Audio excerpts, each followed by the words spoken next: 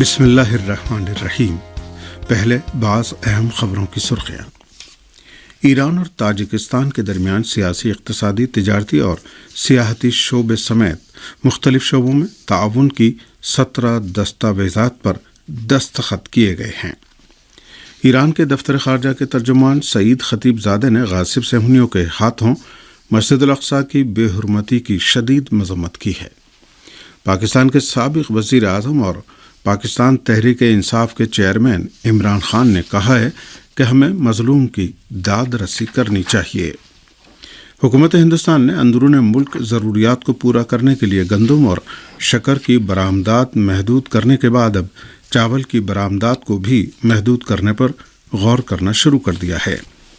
اور یوکرین کے ایک اعلیٰ عہدیدار کا کہنا ہے کہ روسی افواج صوبہ لوہانسک میں کیف کے زیر کنٹرول سب سے بڑے شہر سیورو دونیتسک میں داخل ہو گئی ہیں۔ اہم خبروں کی سرخیوں کے بعد اب خبروں کی تفصیل۔ تاجکستان اور ایران اور تاجکستان کے درمیان سیاسی، اقتصادی، تجارتی اور سیاحتی شعبے سمیت مختلف شعبوں میں تعاون کی 17 دستاویزات پر دستخط کیے گئے ہیں۔ تاجکستان کے صدر امام علی رحمان کا جو اعلیٰ سطحی وفد کی قیادت کرتے ہوئے ایران کے 2 روزہ دورے پر اتوار کو تہران پہنچے تھے، آج ایران کے صدر سید ابراہیم رئیسی نے باضابطہ طور پر استقبال کیا۔ دونوں ملکوں کے مختلف حکام نے ایران اور تاجکستان کے صدور کی موجودگی میں دونوں ممالک کے درمیان سیاسی، اقتصادی، تجارتی اور سیاحت سمیت مختلف شعبوں میں تعاون کی 17 دستاویزات پر دستخط کیے۔ ان دستاویزات پر ایران اور تاجکستان کے وزرائے خارجہ اور صنعت و تجارت و اقتصاد و خزانہ، زراعت، سیاحت، قانون و معدنیات و ثقافت کے وزراء نے دستخط کیے۔ اقتصادی امور میں ایران کی وزارت خارجہ کے سیکریٹری نے کہا ہے کہ وسطی ایشیا کے مختلف ملکوں من جملہ تاجکستان، قرقیزستان، قزاقستان، ازبکستان اور ترکمانستان نے اپنی مصنوعات کی منتقلی کے ٹرانزٹ سینٹر کی حیثیت سے ایران کی چابہار بندرگاہ کے ترقیاتی منصوبے میں اپنی شمولیت سے متعلق دلچسپی کا اظہار کیا ہے۔ اسلامی جمہوریہ ایران کے صوبے سیستان و بلوچستان میں چابہار بندرگاہ بحر ہند کے مکران ساحلی علاقے میں واقع ایران کی ایک اہم بندرگاہ ہے۔ ایران کی یہ بندرگاہ اپنی اسٹریٹجک پوزیشن کے اعتبار سے خشکی میں محصور وسطی ایشیا کے مختلف ملکوں من جملہ افغانستان، تاجکستان، قرقیزستان، قزاقستان، ازبکستان اور ترکمانستان کی سمندر تک دسترس کا قریب ترین اور ایک آسان ذریعہ ہے۔ اقتصادی امور میں ایران کی وزارت خارجہ کے سیکریٹری مہدی صفری نے آج کہا کہ وسطی ایشیا کے مختلف ملکوں من جملہ تاجکستان، قرقیزستان، قزاقستان، ازبکستان اور ترکمانستان نے اپنی مصنوعات کی منتقلی کے ٹرانزٹ کے ذریعے ایران کی چابہار بندرگاہ کے ترقیاتی منصوبے میں اپنی شمولیت سے متعلق دلچسپی کا اظہار کیا ہے۔ ایران کے دفتر خارجہ کے ترجمان سعید خطیب زادہ نے غاصب صہیونیوں کے ہاتھوں مسجد الاقصی کی بے حرمتی کی شدید مذمت کی ہے۔ ایران کی وزارت خارجہ کے ترجمان سعید خطیب زادہ نے غاصب صہیونیوں کے ہاتھوں مسجد الاقصی کی بے حرمتی اور فلسطینیوں اور قبلہ اول کے مدافعین پر صہیونی فوجیوں کے حملے کی شدید مذمت کی ہے۔ ایران کے دفتر خارجہ کے ترجمان نے غاصب صہیونیوں اور ظالم صہیونی حکومت کی مہم جوئی اور اشتعال انگیز اقدامات کے مقابلے میں فلسطینی عوام کی استقامت و پامردی کی قدردانی کرتے ہوئے کہا کہ بیت المقدس فلسطین کا مستقل دارالحکومت ہے۔ انہوں نے بیت المقدس کی امنگوں کو عالم اسلام کی اہم ترین ترجیح قرار دیتے ہوئے کہا کہ اقوام عالم اور دنیا کے تمام حریت پسندوں نیز اسلامی ملکوں کی ذمہ داری ہے کہ وہ بیت المقدس کے مکمل دفاع اور نسل پرست غاصب صہیونی حکومت کے مقابلے میں متحد ہو جائیں اور متحدہ طور پر عمل کریں۔ ایران کی وزارت خارجہ کے ترجمان نے امید ظاہر کی کہ مزاحمتی جماعتیں اور فلسطینیوں کی تحریک انتفاضہ غاصب اور ناجائز صہیونی حکومت کے دہشت گردانہ اقدامات کے مقابلے میں کوئی غفلت نہیں برتے گی۔ سعید خطیب زادہ نے عالمی اداروں سے مطالبہ کیا کہ وہ اپنے فرائض پر عمل کریں اور غاصب صہیونی حکومت کو جارحیت کے ارتکاب سے روکیں۔ پاکستان کے سابق وزیر اعظم اور پاکستان تحریک انصاف PTI کے چیئرمین عمران خان نے کہا ہے کہ ہمیں مظلوم کی داد رسی کرنی چاہیے۔ عمران خان نے آج شام پشاور میں وکلاء کے کنونشن سے خطاب کرتے ہوئے کہا کہ حضرت علی نے فرمایا ہے کہ حکومت کفر سے تو قائم رہ سکتی ہے لیکن ظلم سے نہیں، اس لیے ہمیں ظلم کے آگے کھڑا ہونا ہے اور مظلوم کی داد رسی کرنی چاہیے۔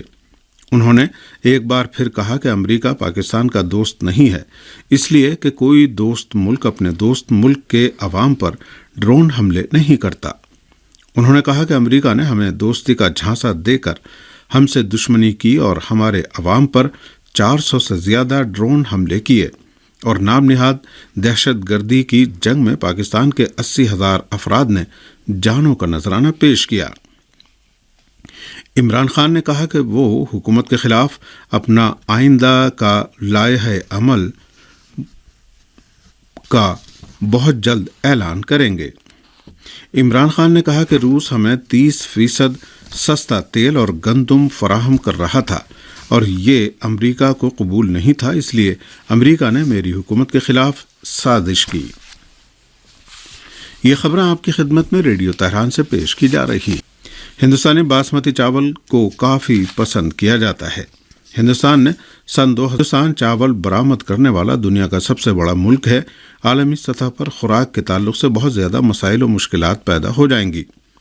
واضح رہے کہ دنیا میں چاول کی 40% تجارت ہندوستان سے مخصوص ہے۔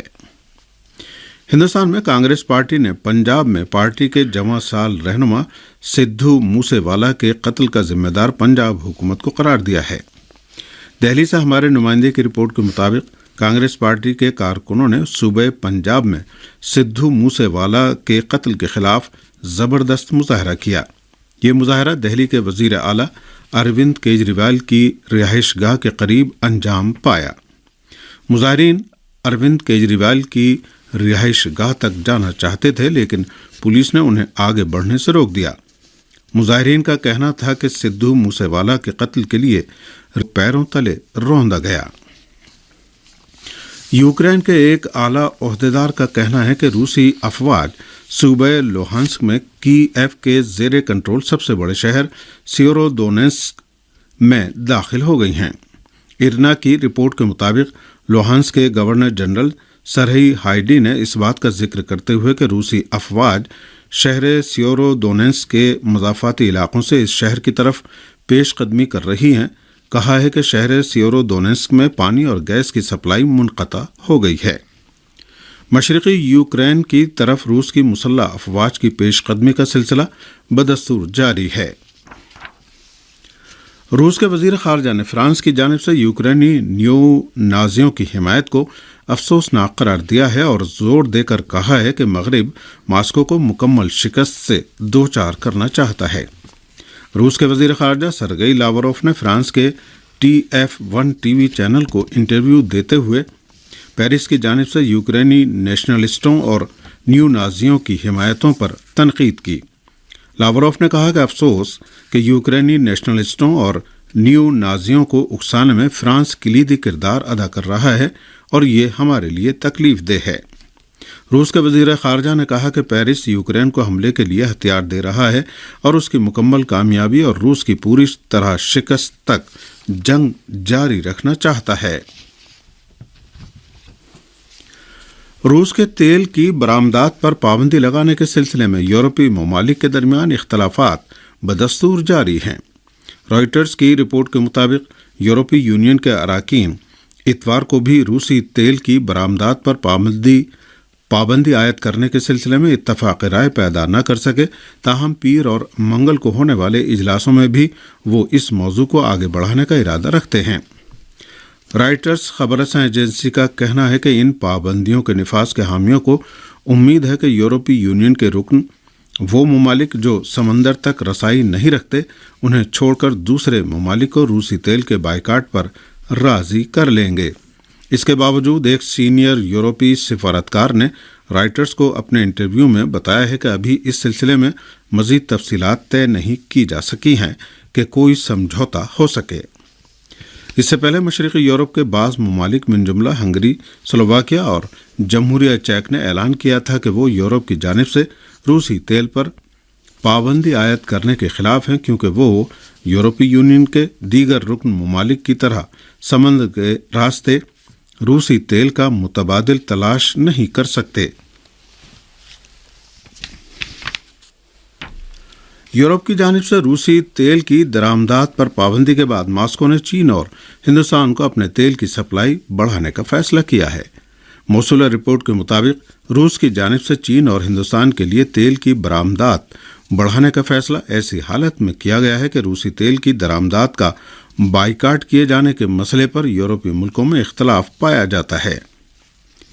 دوسری جانب یوکرین جنگ اور روسی تیل کے بائیکاٹ کے اعلان کے بعد یورپی منڈیوں میں ایشیائی ملکوں سے تیل کی خریداری میں اضافہ ہو گیا ہے اور اس سلسلے میں مقابلہ بھی شروع ہو گیا ہے۔